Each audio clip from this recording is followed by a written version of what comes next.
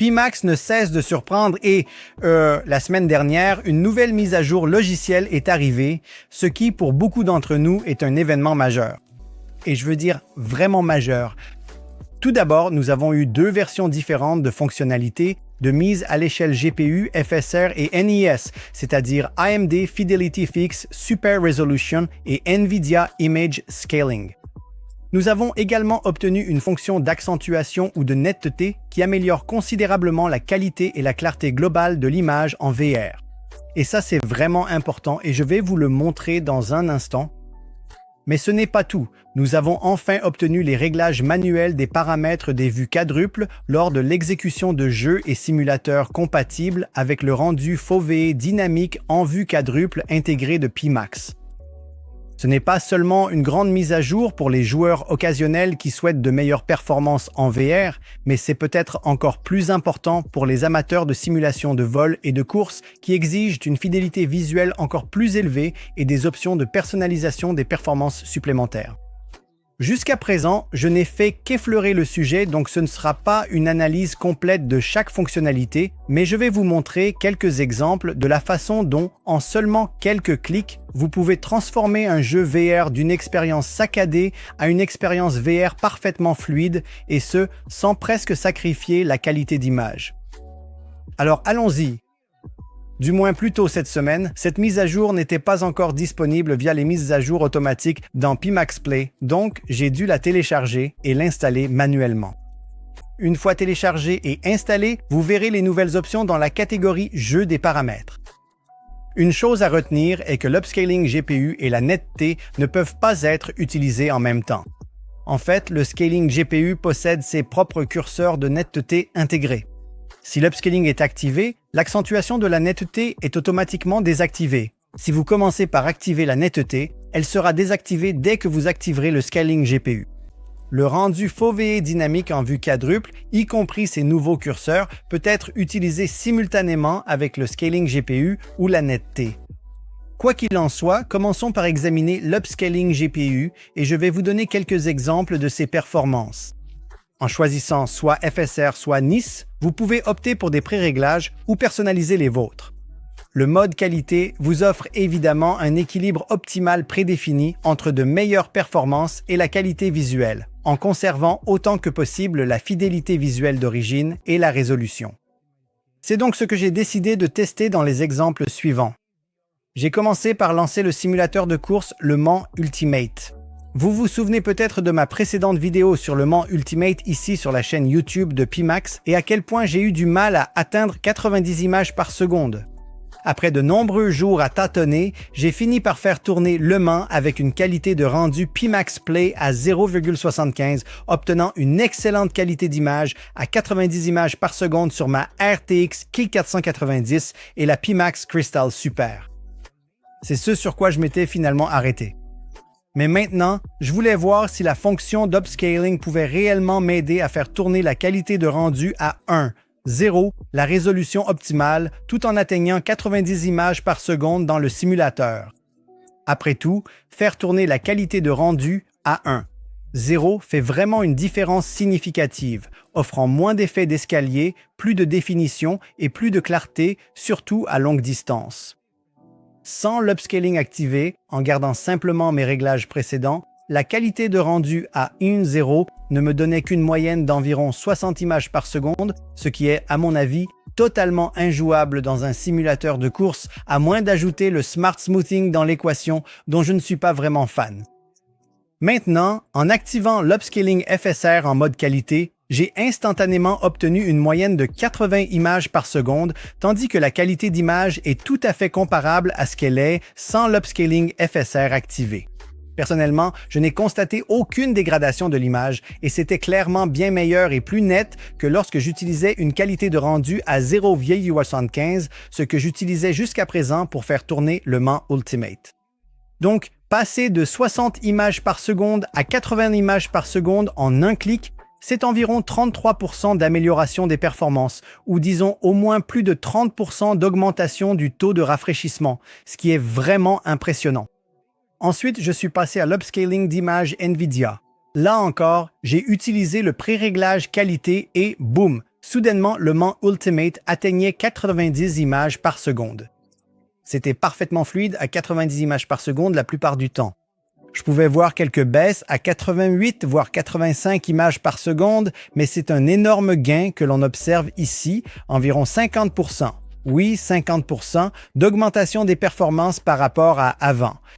Et croyez-moi, la qualité d'image est vraiment équivalente à ce que l'on obtient avec une qualité de rendu à 1,0 sans upscaling. Et même si vous remarquez quelques différences, comme de légers effets d'escalier, cela ne sera vraiment pas visible dans un simulateur de course comme celui-ci.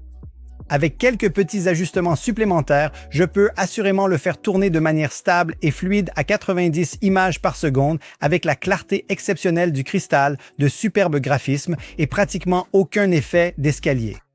Et c'est exactement comme ça que je voulais que Le Mans Ultimate apparaisse dès le début.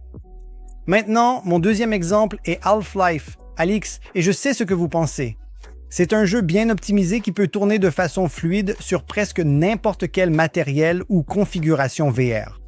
Mais cela s'explique par le fait qu'il utilise la résolution dynamique par défaut et même avec les paramètres de fidélité ultra par défaut, la fidélité VR n'est pas à son meilleur niveau. Vous le savez probablement déjà, mais en ajoutant ces paramètres de lancement en ligne de commande sous Half-Life, Alyx dans Steam, vous désactivez la résolution dynamique, ce qui signifie que le jeu conserve la résolution de rendu complète, même si le taux de rafraîchissement chute. Dans ce mode, même en utilisant le Crystal Super sur une RTX 4090, comme mon PC ici, avec la qualité de rendu Pimax par défaut à 0,75 sans réglage poussé, vous obtenez généralement un taux de rafraîchissement compris entre 70 et 80 images par seconde seulement, parfois bien moins. Même au début du jeu, on peut observer des chutes allant jusqu'à 55 images par seconde. Maintenant, en gardant les mêmes paramètres et en activant le mode qualité FSR, on constate que le taux de rafraîchissement se stabilise soudainement entre 80 et 90 FPS. Parfois, il descend à 75, mais la plupart du temps, il reste au-dessus de 80 et en moyenne, on joue à 85 FPS. Maintenant, avec le suréchantillonnage NIS ou NVIDIA Image Scaling activé en mode qualité dans Pimax Play, on observe un taux de rafraîchissement de 90 images par seconde la plupart du temps. Et enfin, le jeu est entièrement jouable avec cette haute fidélité visuelle sans grand sacrifice. Il peut y avoir des baisses de fréquence à 85 images par seconde environ, mais dans la plupart des cas, le taux de rafraîchissement reste stable à 90 images par seconde. Et le meilleur dans tout ça, c'est que la qualité d'image est presque identique à ce que vous voyez sans utiliser le suréchantillonnage. Donc, on constate ici une augmentation des performances d'environ 20%. Ce n'est pas aussi spectaculaire qu'avec Le Mans Ultimate, mais cela reste très significatif, surtout que la qualité visuelle perçue et la résolution sont à peine dégradées. Tant que vous restez en mode qualité avec FSR et NIS, vous ne remarquerez probablement pas la diminution réelle de la résolution de rendu grâce à ces techniques de suréchantillonnage. Mais il y a encore plus. Puisque nous parlons des graphismes et des performances de Half-Life, Alyx, changeons brièvement de sujet pour évoquer la nouvelle fonctionnalité de netteté dans Pimax Play. Je vais vous montrer quelque chose qui pourrait vous dérouter un peu. Vous voyez, j'ai fait un petit test pour m'amuser. J'ai désactivé le suréchantillonnage, diminué la résolution de rendu de Pimax Play de 0,75 à 0,65, puis appliqué la netteté de Pimax Play à 0,5 et ensuite j'ai lancé le même scénario dans Half-Life Alyx. Maintenant, croyez-le ou non, mais la netteté, la qualité générale de l'image et la fidélité étaient encore meilleures, sans utiliser du tout la fonction de suréchantillonnage. Je sais que certaines personnes ne seront peut-être pas d'accord avec moi ici, mais à mon avis, le réglage de la netteté fait tout simplement un meilleur travail pour faire ressortir la netteté et la clarté dans Half-Life, même en utilisant une résolution plus basse, sans suréchantillonnage supplémentaire. C'est peut-être parce que le jeu utilise un anti-crénelage MSAA assez poussé, donc les bords en escalier ne sont pas aussi visibles, même avec une résolution plus faible. Donc avec la netteté réglée à 0,5 en plus, pour moi cela ressemble davantage à une véritable augmentation de la résolution. Et comme vous pouvez le voir, grâce à la résolution de base plus faible ou à la qualité de rendu à 0,065, le jeu tournait ainsi à 90 images par seconde verrouillées. Je dois avouer que je ne m'y attendais pas. La netteté est une fonctionnalité incroyable, et c'est encore plus vrai lorsqu'une résolution plus élevée est utilisée comme base. Cela fait ressortir une clarté de rendu supérieure, rend l'image plus éclatante avec un contraste plus élevé, même autour des bords des objets, plus de détails et simplement une image plus nette, je dirais. C'est difficile à montrer à travers l'objectif, mais en VR, on voit immédiatement la différence. Et pour la communauté des simulateurs de vol, c'est une fonctionnalité providentielle. Lorsque vous utilisez des résolutions ultra élevées avec la Crystal Super, la Crystal Light, la Crystal Original ou même les précédents modèles Pimax comme la 8KX, cela améliore considérablement l'image sans pratiquement aucun impact sur les performances. Quel que soit le simulateur de vol auquel vous jouez, DCS World, Microsoft Flight Simulator ou X-Plane, quelle que soit la résolution choisie, vous bénéficiez instantanément d'un gain majeur de clarté dans le cockpit de l'avion, les instruments et les panneaux. De plus, à de grandes distances, en regardant à l'extérieur du cockpit, la clarté, surtout avec la Crystal Super, devient littéralement incroyable sans nuire aux performances. Le renforcement de la netteté, ou la netteté elle-même, est désormais une option que j'activerai toujours dans ma configuration Pimax Play.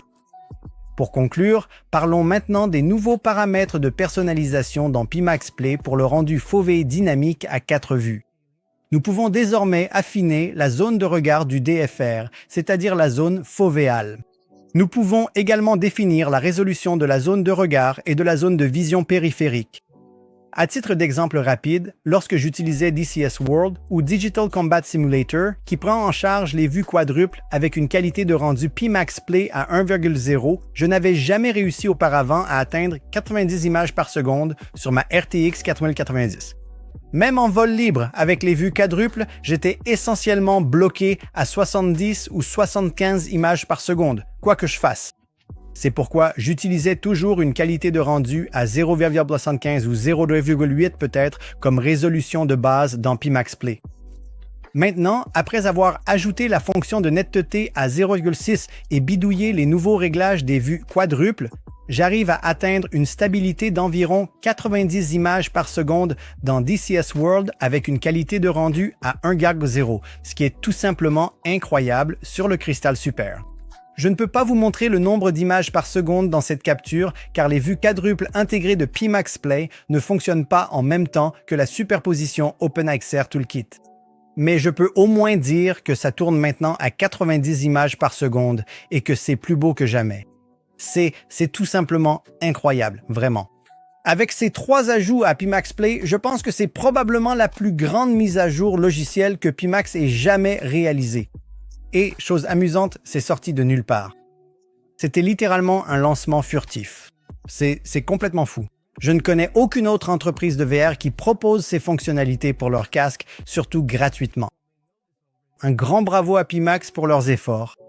Et une fois que je me sentirai plus à l'aise avec ces nouvelles fonctionnalités et que j'aurai trouvé les réglages optimaux pour certains jeux et simulateurs, je ferai une vidéo plus approfondie à ce sujet.